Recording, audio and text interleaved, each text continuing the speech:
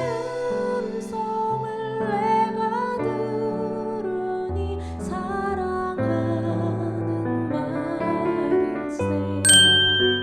유대인들이 성전에서 나를 잡아 죽이고자 하였으나 하나님의 도우심을 받아 내가 오늘까지 서서 높고 낮은 사람 앞에서 증언하는 것은 선지자들과 모세가 반드시 되리라고 말한 것밖에 없으니 곧 그리스도가 고난을 받으실 것과 죽은 자 가운데서 먼저 다시 살아나사 이스라엘과 이방인들에게 빛을 전하시리라 함이니이다 하니라. 바울이 이같이 변명하며 베스도가 크게 소리내어 이르되 바울아 내가 미쳤도다. 내 많은 학문이 너를 미치게 한다 하니 바울이 이르되 베스도가 하여 내가 미친 것이 아니요 참되고 온전한 말을 하나이다. 왕께서는 이 일을 아시기로 내가 왕께 담대히 말하노니 이 일에 하나라도 아시지 못함이 없는 줄 믿나이다. 이 일은 한쪽 구석에서 행한 것이 아니니이다. 아그리빠 왕이여 선지자를 믿으시나이까? 믿으시는 줄 아나이다. 아그리빠가 바울에게 이르되 네가 적은 말로 나를 권하여 그리스도인이 되게 하려 하는도다. 바울이 이르되 말이 적으나 많으나 당신뿐만 아니라 오늘 내 말을 듣는 모든 사람도 다 이렇게 결박된 것 외에는 나와 같이 되기를 하나님께 원하나이다 하니라. 오늘은 사도행전 25장 13절에서 26장 32절을 통해서 물음표와 느낌표라는 제목으로 은혜를 나누겠습니다. 여러분, 연어하면 혹시 떠오르는 거 있습니까?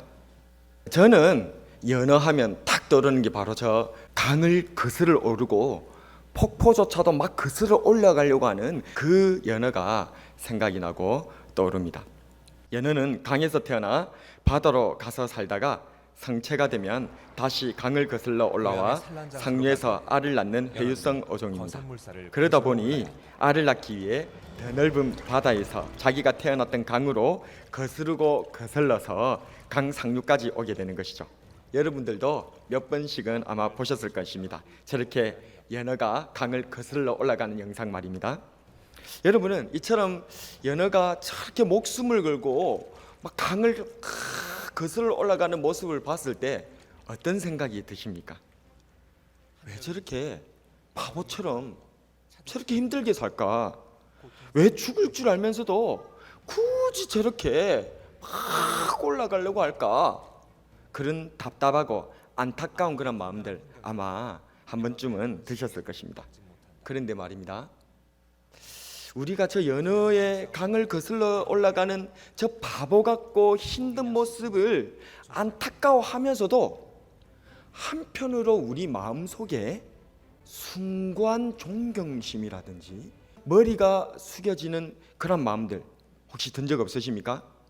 아마 이 두 가지 마음, 바보 같다, 힘들다 이런 마음과 숭고하다, 대단하다 이런 마음이 같이 겹쳐서 느끼게 되어졌을 것입니다. 오늘 본문에 나오는 바울 선생님의 모습이 바로 저 연어와 같지 않나 생각합니다. 그의 복음 전파의 삶은 마치 연어처럼 목숨을 걸고 강을 거슬러 올라가는 것처럼 보입니다. 그렇다면 이러한 바울 선생님을 통해서 배울 수 있는 그리스도인의 삶은 대체 어떤 것일까요? 그 첫 번째로 물음표를 찍게 해야 합니다. 오늘 본문에는 벨릭스에 이어서 총독으로 새로 부임한 베스도와 이 베스도 부임을 축하하기 위해서 찾아온 아그리빠 왕이 나옵니다. 그들은 세상에서 가장 높은 사람들이었습니다. 베스도 총독은 그 앞전에 있었던 벨릭스 총독과 같이 유대 지방에 대한 이해도가 많이 부족했어요. 그런데 유대에 대한 소문은 많이 들었어요. 유대는 총독들의 무덤이다. 끊임없이 밀란과 반란이 일어난 것, 언제나 노심초사한 것입니다. 그러던 차에 아그리빠 왕이라고 하는 이 헤롯 왕가의 마지막 왕이 여기를 찾아옵니다. 여기서는 아그리빠라고 되어 있지만 이 사람은 원래 헤롯 아그리빠 2세입니다. 이 사람은 로마 황제로부터 유다 지역의 여러 가지 제사장들과 또 유다의 제사의 법들과 제사장 임명권이라든지 또 제사 집례되어지는 그런 방법들 모든 허가권을 누가 쥐고 있었냐면 이 사람 헤롯 아그리파 2세가 쥐고 있었어요. 그러니까 유대인의 제사장이라든지 제사법들에 대해서 통달한 사람이죠. 그리고 굉장히 유대인들에게 인기도 많았던 사람입니다. 그래서 이 아그리파 2세가 베스도 총독이 유다의 총독으로 부임했다는 얘기를 알고 인사차 같이 서로 간에 좀 협력하면서, 그리고 이 아그리파 2세라고 하는 이 왕이 그때 당시에 역사가를 읽어보면 참 겸손하기도 했고, 그래서 주변에 다른 어떤 총독들이 주변 지역에 이렇게 왕이 세워지거나 총독이 부임하거나 그러면 자기가 직접 찾아가가지고, 자기가 높은 데도 찾아가가지고 친분을 과시하고 선물도 주면서 그렇게 세력을 확장시켜 나갔던 사람, 그 사람이 이 헤롯 아그리파 2세입니다. 오늘 여기 나오는 아그리파 왕이죠. 그래서 이 아그리파 왕이 베스도가 총독됐다는 얘기를 듣고 여기도 또 축하해주러 자기의 영향력을 더 확대하기 위해서 이렇게 찾아온 거예요. 그래서 찾아왔는데 베스도 총독이 아그리파 왕하고 여러 가지 얘기를 나누다가 갑자기 바울 얘기가 튀어나온 것입니다. 왜 그랬을까요? 이 베스도 총독에 있어서 이 바울이라고 하는 이 사람은 물음표를 찍는 사람이다 그 말이죠. 유대인이면서 로마인이며 동족을 도우려고 하지만은 도리어 동족에게 죽임의 위협을 당하고 있고, 무죄이지만 당돌하게 가이사에게 호소를 하는 별난 지식인, 자기가 가지고 있는 지식과 자기 가지고 있는 것으로 인하여서 얼마든지 편하게 떵떵거리면서 먹고 살 수 있는데 그것을 다 벗어 던져버리고 위기를 당하고 위협을 당하면서 자꾸만 문제를 일으키고 살아가는 별난 사람, 물음표를 찍게 하는 한 젊은이, 바로 그들에게 비춰지는 사도 바울 선생님은 이렇게 물음표를 찍고 있더라는 것입니다. 여러분들은 어떻습니까? 나는 주변 사람들에게 물음표를 찍고 있습니까?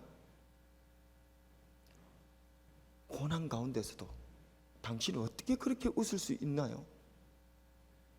다른 사람들의 고통에 당신도 그래 지금 힘든데 어떻게 같이 울어줄 수가 있나요?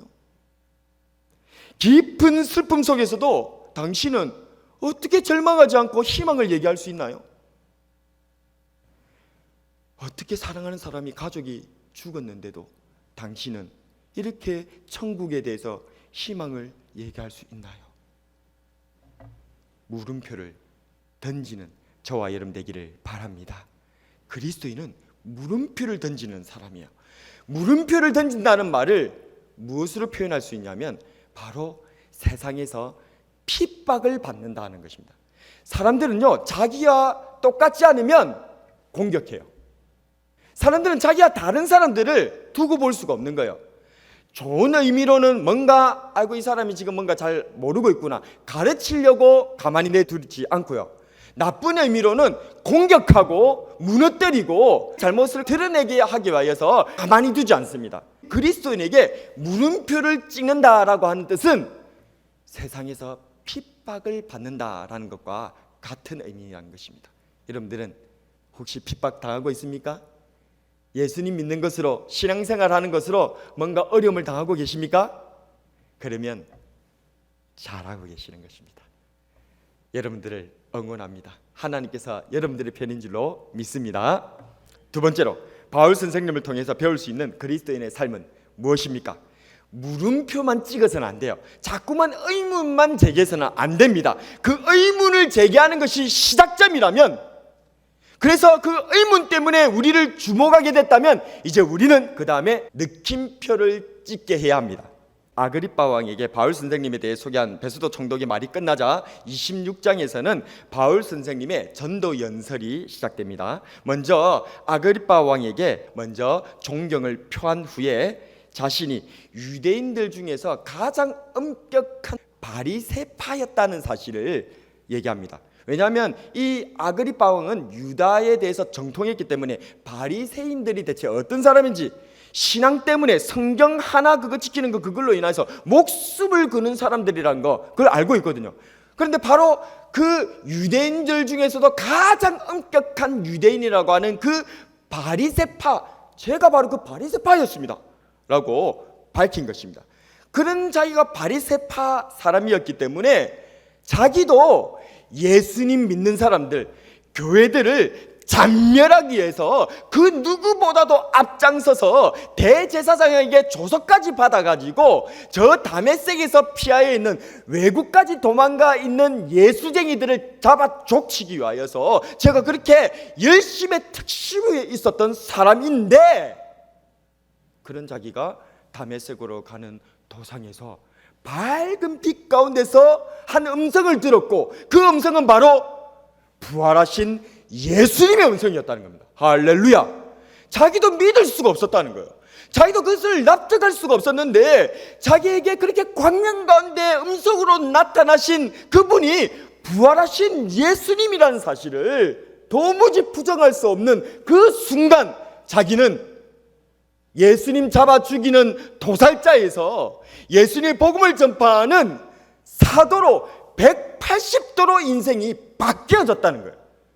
그리고 예수님께서는 지금도 부활하셔서 우리 가운데 역사하고 있고, 나를 그래서 그 부활하신 예수님께서 복음을 전파하는 사도로, 이방의 복음을 전파하는 이방의 사도로 불렀고, 그렇게 복음을 전파하고 있다라고 전했던 것입니다. 이 얘기를 이렇게 전하니까 더 이상 베스도 총독이 듣지 못하고 크게 소리를 칩니다. 24절에 보면, 바울아, 네가 미쳤도다. 네 많은 학문이 너를 미치게 하는도다.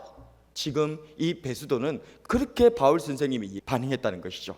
그러나 이에 반해서 유대인들에 대해서 잘 알고 있었던 아그리빠 왕은 심경에 변화가 일어납니다. 28절에 말합니다. 네가 적은 말로 나를 권하여 그리스도인이 되게 하려 하는도다. 아멘. 아그리빠 왕은 사도 바울 선생님의 복음 간증을 듣고 느낌표가 딱 찍힌 거예요.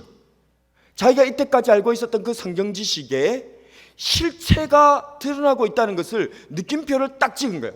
그전에는 사도 바울 선생님의 하는 여러 가지 행동들이 엉뚱하게 느껴졌어요. 물음표로 느껴졌단 말이에요.